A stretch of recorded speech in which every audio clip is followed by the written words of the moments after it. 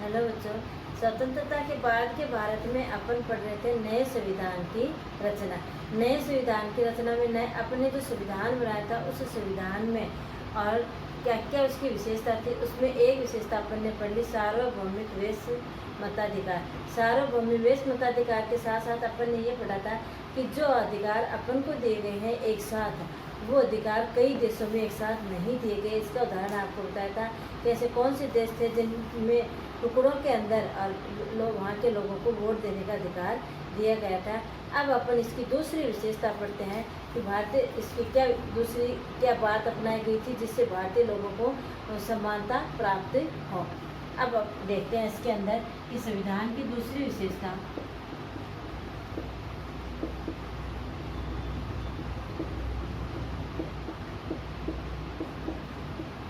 दूसरी विशेषता क्या थी? संविधान की दूसरी विशेषता कि कानून की दृष्टि से सभी लोगों को क्या माना गया? सम्मान माना गया। उसके अंदर चाहे वो किसी भी जाति, वर्ग, समुदाय या धर्म से संबंधित हो, सभी को क्या माना जाएगा? सम्मान माना जाएगा। उनमें किसी प्रकार का कोई भेदभाव नहीं किया जाएगा। ये सम्मान व्यवस्था इसलिए दी गई कि किसी अल्पसंख्यक वर्ग का किसी प्रकार का कोई शोषण नहीं हो बहुसंख्यक वर्ग के द्वारा। दूसरा, फिर इसके बावजूद जो संविधान सभा के अंदर जो लोग बैठे थे उन्होंने इस बात का क्या किया? विरोध किया, इस पे बहस करनी शुरू कर दी कि भारत को क्या माना जाए कि राजनीतिक दृष्टि से, राजनीतिक व्यवस्था से एक हिंदू आदर्शों के ऊपर वो आधारित होनी चाहिए। अर्थात हमारी जो राजनीतिक व्यवस्था है वो किस पर हो? हिंदू व्यवस्था आदर्शों के ऊपर आधारित हो।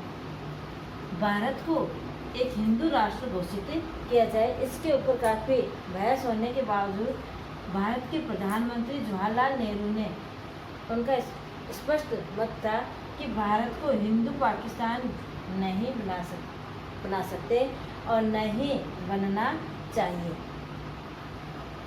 जो संविधान सभा के अंदर जो लोग बैठे थे उन्होंने उदाहरण दिया कि पाकिस्तान जैसे मुस्लिम के हितों को देख करके एक नया राष्ट्र बना है, वैसे ही भारत को भी क्या बना दिया जाना चाहिए? हिंदू राष्ट्र बना दिया जाना चाहिए।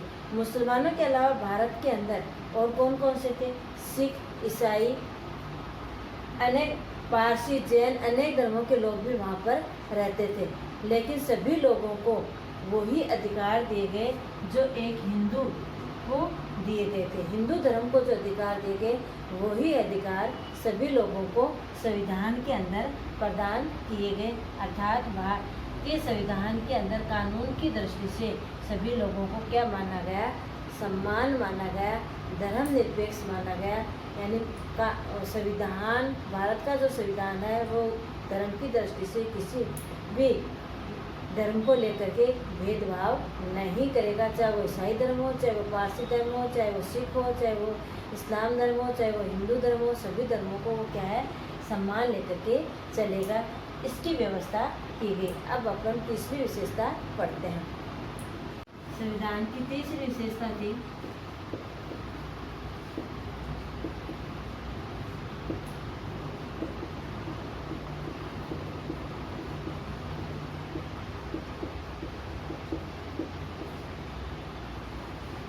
आरक्षण।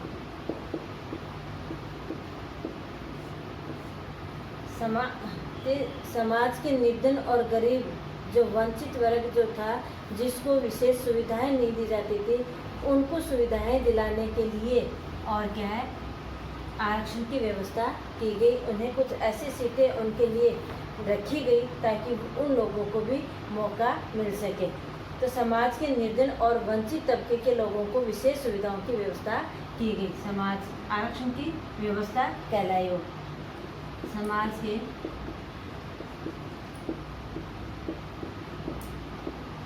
वंचित व निर्धन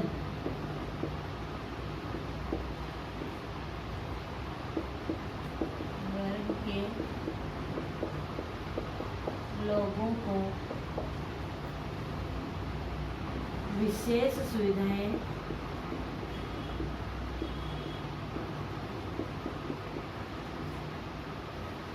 दी गई। व्यवस्था यानी विधायिका में उन लोगों के लिए कुछ पद क्या रखे गए, आरक्षित रखे गए, ताकि उन लोगों को भी जो समाज के अन्य जो वर्ग है पढ़ा लिखा उसके बराबर उनको भी ये सुविधाएं मिल सके। इसके लिए उन्होंने विधायिका के अंदर एक लंबी बहस के बाद संविधान के अंदर विधायिका में कुछ सीटें सरकारी और नौकरियों में उनकी व्यवस्थित की गई, रखी गई कि ये सीटें उनके लिए क्या होंगी, आरक्षित होंगी।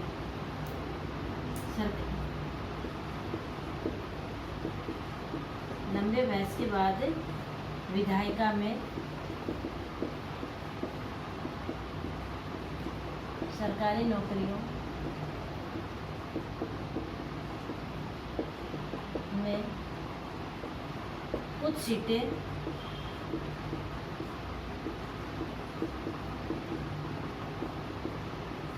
की गई। ठीक है, फिर छुआछूत उस समय जो प्रचलित था कि मंदिरों के अंदर, हिंदुओं के अंदर उस वर्ग के लोग ही मंदिर जाते थे, नीच वर्ग के लोग जो होते थे वो उनको मंदिर में नहीं घुसने दिया जाता था। ऐसी व्यवस्थाओं के लिए जो छुआछूत की जो फैली हुई थी समाज के अंदर, उस व्यवस्था को भी क्या किया गया, खत्म किया गया।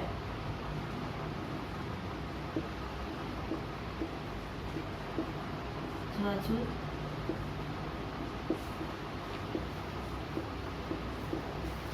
अस्पृश्यता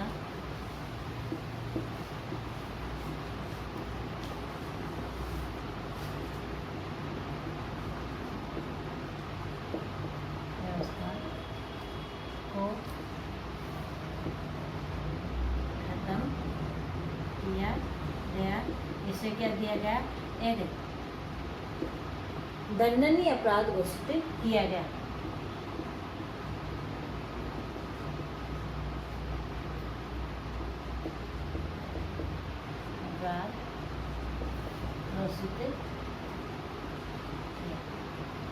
अर्थात तीसरी विशेषता ये थी कि समाज के जो वंचित और जो निर्धन वर्ग के जो लोग हों, जिनको विशेष सुविधाएं उस समय समाज में नहीं दी जाती थी, उन वर्ग के लिए विशेष सुविधाएं देने के लिए क्या की गई, व्यवस्थाएं की गई।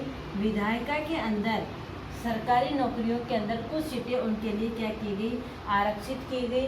छुआछूत अर्थात अस्पृश्यता को क्या किया गया, खत्म किया गया। संविधान सभा के सदस्य एच.जे. खांडेकर ने कहा कि हरिजन जो है वो की अक्षमता का कारण वो क्या, उन्होंने क्या बताया, उच्च जाति उसकी जिम्मेदार है। ठीक है, इसके बाद इसके पश्चात केंद्र व राज्य सरकारों के मध्य शक्तियों का बंटवारा होने की बात को लेकर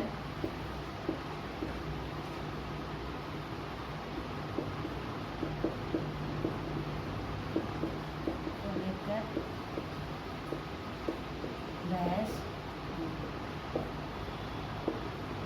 संविधान सभा के अंदर बहस हुई कि राज्य और केंद्र दोनों के मध्य जो शक्तियों का बंटवारा किया जाएगा, उनमें सबसे ज़्यादा किसको दिया जाए, क्या किया जाए। तो कुछ लोगों का क्या था कि मानना था कि केंद्र के पास शक्तियाँ क्या हों, अधिक मजबूत होनी चाहिए। किसके पास, केंद्र के पास। कुछ लोगों का मानना था कि केंद्र के पास शक्तियाँ अधिक मजबूत होनी चाहिए, ताकि केंद्र क्या कर सके, जितनी उसके पास अधिक शक्तियाँ मजबूत होंगी, वह पूरे देश की उन्नति के लिए सोचने और योजना बनाने में क्या होगा, सक्षम होगा। अर्थात केंद्र जितना मजबूत होगा उतना ही वो देश के बारे में अधिक सोचेगा और क्या करेगा, अधिक उन्नति करेगा। इसके साथ ही अन्य सदस्यों को मानना था कि क्या दिया जाए, राज्यों को अधिक स्वतंत्रता दी जाए, राज्यों को अधिक स्वतंत्रता दी जाए। तो कुछ का मानना था कि केंद्र को अधिक मजबूत बनाया जाए।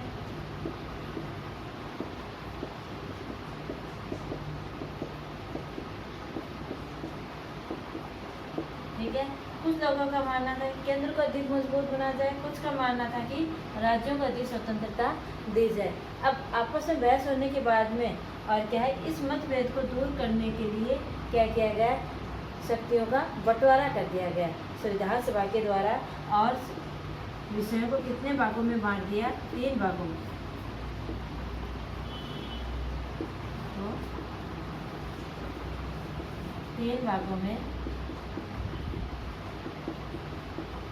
बांट दिया। कौन कौन सा? एक, केंद्र सूची के विषय,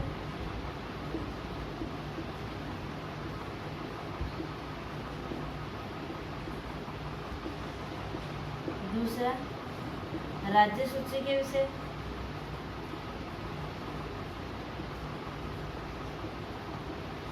और तीसरा समवर्ती सूची के विषय।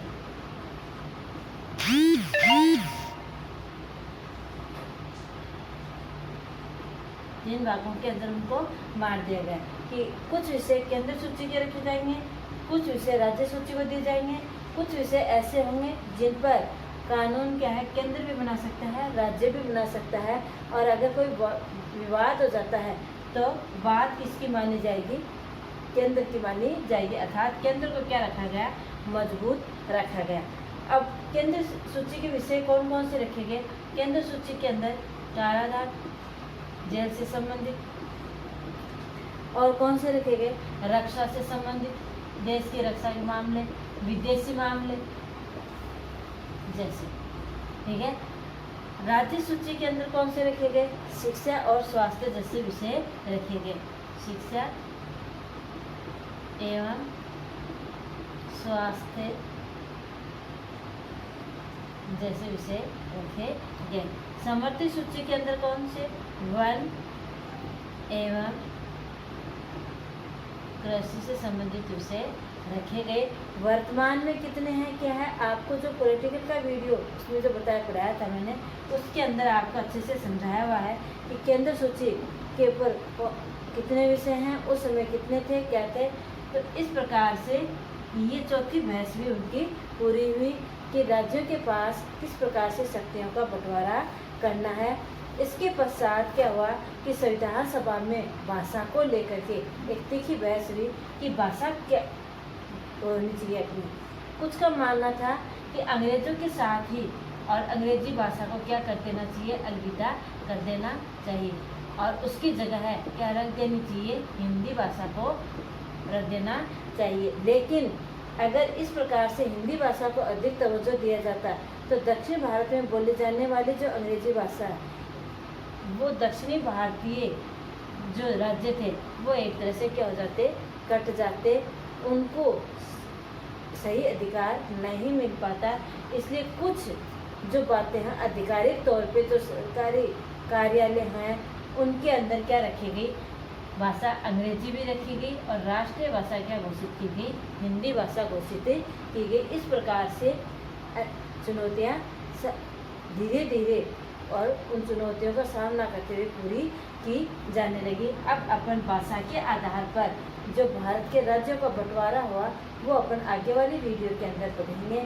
इतना अगर आपको कोई समझ में नहीं आए, ये 5 विशेषताएं कौन कौन सी थी? सार्वभौमिक व मताधिकार, सम्मान नागरिकता की। तीसरी थी कि जो निचला वर्ग है, जो कम जो आशिकी और जो समाज में थे जिनको कोई अधिकार नहीं था, उनको लिए छुआछूत जो अपेक्षिता जो व्यवस्था उस समय फैली हुई थी उसको ख़त्म किया गया, और संवैधानिक निकायों के अंदर सरकारी नौकरियों के अंदर सबके लिए उन पदों की क्या की गई? आरक्षण की व्यवस्था की गई। और चौथी थी केंद्र और राज्य शक्तियों के मध्य बंटवारा, और 5वीं थी कि भाषा को लेकर के जो बात बढ़ी थी उसका समाधान करना। अब अपन भाषा के आधार पर जो राज्य का गठन हुआ वो कैसे हुआ, किस प्रकार से हुआ, वो अपन आगे वाली वीडियो के अंदर पढ़ेंगे। अगर यहाँ तक आपको कोई समझ में नहीं आया तो आप कमेंट बॉक्स में लिख के पूछ सकते हो। धन्यवाद।